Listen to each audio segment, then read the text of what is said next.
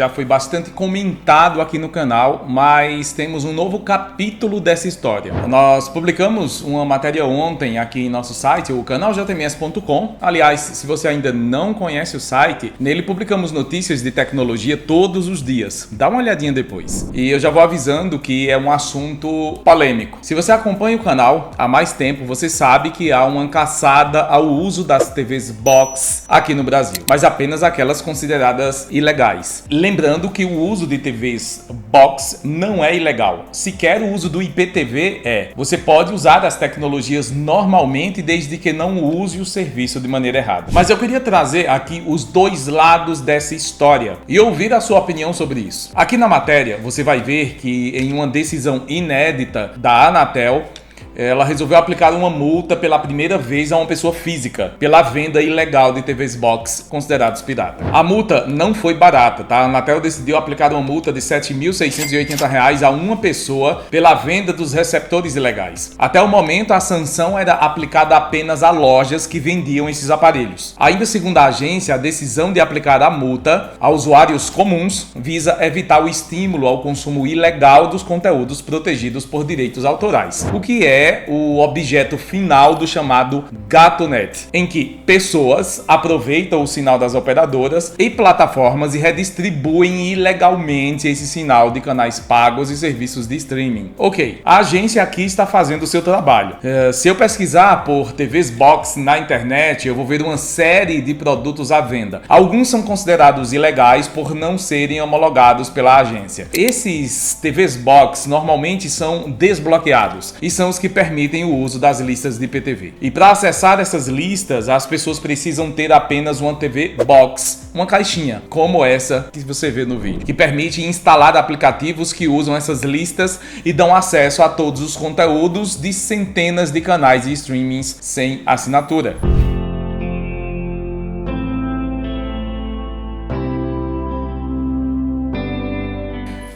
Em março desse ano, a Anatel começou a desativar remotamente esses aparelhos piratas usados para acessar o sinal de TV paga e plataformas de streaming, as TVs Box. Por isso, a agência montou um laboratório anti-pirataria, uma espécie de sala técnica onde os agentes conseguem rastrear e mapear esses aparelhos clandestinos que captam o sinal de TV e streaming e fazem uma retransmissão. A capacidade de cada laboratório é de analisar até 100 servidores ao mesmo tempo. Tudo que eles captam é transmitido em 12 telões e os técnicos conseguem quebrar o sinal e interromper o funcionamento. Mas nós temos pelo menos 4 atores nessa história. E aqui eu queria a sua opinião. Porque fica uma pergunta: como resolver esse problema sem ser injusto para nenhum dos dois lados que realmente são prejudicados, que são o consumidor e as plataformas? De um lado, as plataformas não baixam seus preços. Em minha opinião, estão erradas, embora elas tenham o direito legal de fazer isso. Do outro lado estão os consumidores que, ao invés de cobrarem a quem devem cobrar para melhorar sua situação econômica, ao contrário, batem palma para eles e acham que devem consumir o conteúdo ilegalmente por não concordarem com os preços. Então, qual seria a saída justa para ambos os lados? Em primeiro lugar, temos as plataformas, streamings e canais de TV que produzem esses conteúdos originais, que têm o direito autoral sobre eles e pagam esses direitos. Essas produtoras vendem o acesso a esses serviços por uma média de R$ 25 mês para cada um. Novamente, aqui temos Netflix, Amazon Prime, HBO, Disney Plus, Sky, entre centenas de outras produtoras. É justo e totalmente legal que eles produzam e cobrem por esses serviços. E isso você tem que concordar comigo. As plataformas estão em seu direito de cobrarem o que quiserem pelo conteúdo, aliás. O consumidor que assina é quem decide se quer ou não assinar o serviço por aquele preço. Mas ainda assim eu tenho uma crítica a fazer aqui. E eu poderia estender essa crítica a todas as plataformas de streaming e canais de assinatura. Mas eu vou citar apenas algumas das mais conhecidas, como Netflix. No Brasil, o acesso mais barato custa R$ 18,90 por mês, em um plano básico que, em minha opinião, é ruim, por ser muito limitado e com anúncios. O plano mais básico, sem anúncios, custa R$ R$ 39,90. E aqui eu chamo a atenção de você pagar uma mensalidade e ter anúncios, porque normalmente quando o serviço é gratuito, ele roda anúncios porque os anúncios pagam o serviço e não tem assinatura. Quando tem assinatura, não tem anúncios, mas aqui nós temos os dois. Se você decidir assinar ao mesmo tempo Netflix, HBO Max e Disney Plus, por exemplo, você teria que pagar uma média de R$100 por mês, o que é muito caro para quem ganha um salário mínimo no Brasil de aproximadamente R$1.300. Se eu pegar como mesmo exemplo os Estados Unidos, o mesmo plano da Netflix com anúncios custa R$ 6,99 e o básico R$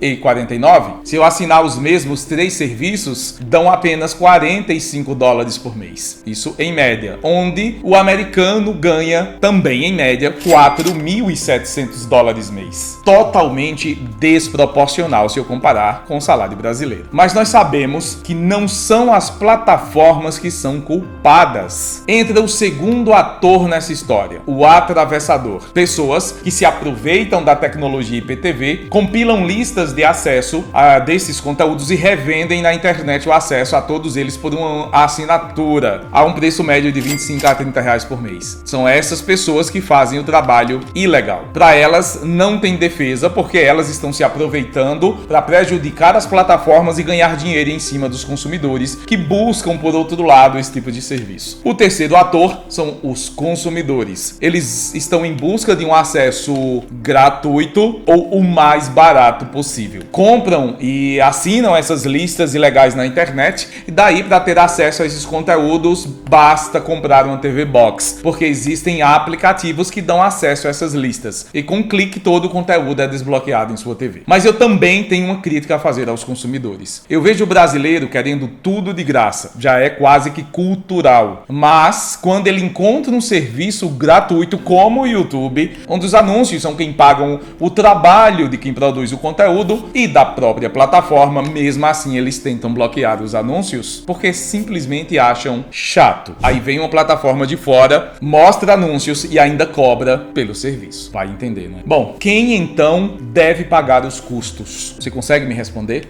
A Netflix e a HBO, por exemplo, cobram mensalidade e ainda empurram anúncios. Isso sim eu discordo, mas eu também entendo o lado do consumidor na parte de achar caro demais. Porque o problema é que o brasileiro ganha pouco demais e as coisas aqui proporcionalmente são muito caras. É aí que está o problema, isso é inegável. E por isso que eu trago esse questionamento e queria entender o lado de quem usa o serviço, o que poderia ser feito para resolver esse problema de uma maneira justa para quem usa e para quem produz o conteúdo. Porque ninguém consegue trabalhar e distribuir um conteúdo gratuitamente sem ganhar nada por isso. A Anatel vai continuar sua interminável luta e trabalho de bloquear e multar, enquanto houver quem use ilegalmente os serviços. Para o consumidor, provavelmente os serviços serão cada vez mais caros. E é um ciclo simplesmente sem fim. Mas aí, o que fazer, hein? Qual a sua opinião? Você acha justo utilizar o serviço, ainda bloquear os anúncios e ninguém pagar nada pelo serviço? Uma hora ele vai desaparecer. Então, quem deveria pagar por isso? Bom, me conta aqui nos comentários. Olha, o vídeo de hoje vai ficando por aqui. Eu quis trazer esse questionamento, essa reflexão para a gente entender e conversar como sociedade e entender o ponto de vista da maioria das pessoas que usam o serviço ou que não usam, que usam os serviços pagos, enfim. Vamos gerar uma discussão em cima disso aqui nos comentários. E a gente se vê nas redes sociais, então, olha, canal JMS em todas elas, inclusive com as dicas e cortes dos vídeos curtos. Pode seguir no Instagram, por exemplo, onde a gente está mais ativo. Agora não esquece de se inscrever aqui no canal para acompanhar os próximos vídeos com dicas, tecnologia, análises e produtos. Acessado o nosso site, a gente se vê como sempre no próximo vídeo. Até logo então, um grande abraço, tchau, tchau.